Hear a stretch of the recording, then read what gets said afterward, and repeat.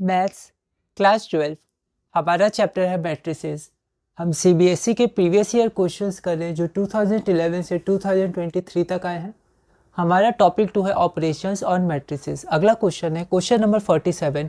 If A is a square matrix and A square is equal to A then I plus A whole cube minus 7a is equal to. ठीक है, तो हमें इसकी value निकालनी है। Question number 46 में भी हमने एक सिमिलर क्वेश्चन किया था, यहाँ पर स्क्वायर था पर यहाँ पर क्यूब है, तो इसकी वैल्यू आपको निकालनी है और आपके पास 4 ऑप्शन है। यह question CBSE sample question paper 2022 में दिया गया था, 1 मार्क का क्वेश्चन। एक बार आप इसे ट्राई करिए, फिर हम आगे बढ़ते हैं।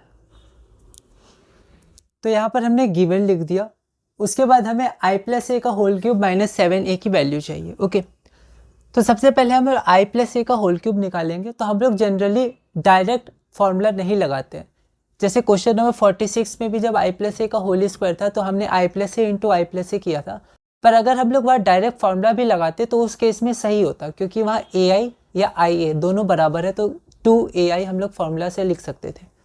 उसी तरह यहाँ भी अगर आप डायरेक्ट फॉर्मूला लगाएंगे कि ए क्यूब मतलब आई क्यूब प्लस ए क्यूब प्लस 3i स्क्वायर ए प्लस 3ai स्क्वायर, तो आपका आंसर सही आएगा, क्योंकि यह आई ए और ए आई ये सेम रहेगा। ठीक है, लेकिन जनरली हम लोग जब a प्लस बी का होल क्यूब रहे तो जनरली हम लोग डायरेक्ट उसमें फॉर्मूला नहीं लगाते हैं, क्योंकि हो सकता है कि हमेशा ए बी या बी ए या ए बी ऐसे जो मैट्रिक्स मल्टीप्लिकेशन होते हैं वो हमेशा कॉम्यूटेटिव नहीं होते हैं। ठीक है, तो यहाँ पर मैंने क्या किया, यहाँ पर मैंने एक एक करके आगे बढ़े, पर इस क्वेश्चन में आप डायरेक्ट भी लगाते तो आंसर सेम आता।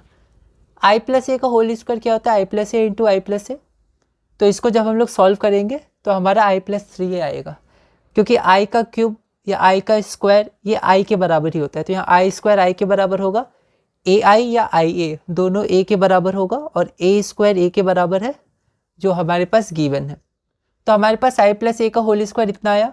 फिर आई प्लस ए का होल क्यूब निकालेंगे तो वो हो जाएगा आई प्लस ए का whole square times i plus a. तो आई प्लस ए का होल स्क्वायर है i plus 3a times i plus A.